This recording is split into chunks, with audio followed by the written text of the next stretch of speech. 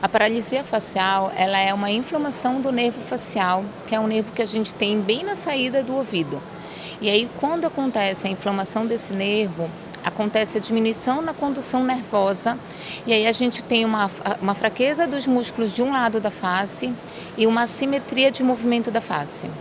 O diagnóstico ele é clínico. Não existe um exame que a gente faça, então quando a gente começa a perceber alguma assimetria da face, o ideal é realmente procurar uma emergência para a gente descartar alguma coisa mais séria, como um AVC, um tumor.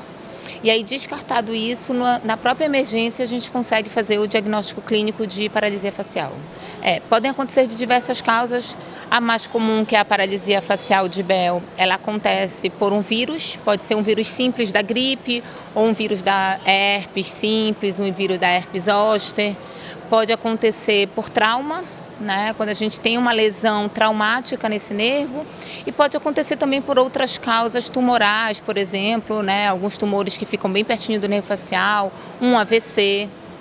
O tratamento da paralisia ele acontece tanto na via medicamentosa, né, após a ida na emergência, a tendência do médico é passar a medicação correta, e com a fisioterapia especializada. O tratamento ele precisa ser em conjunto com os dois, porque apesar de ser uma coisa que a gente tem uma recuperação muito boa, mas a gente precisa das orientações corretas o quanto antes. Então, a gente não tem muito riscos, né? Quais são os riscos, fatores de riscos da paralisia facial, né? Mas a gente sabe que, por exemplo, quando a paralisia facial acontece por conta de um vírus da gripe ou um vírus da herpes, normalmente acontece uma baixa súbita de imunidade para esse vírus que estava inativo ali na orelha, ele dá uma ativada e aí ele pega ali e se agarra no nervo facial.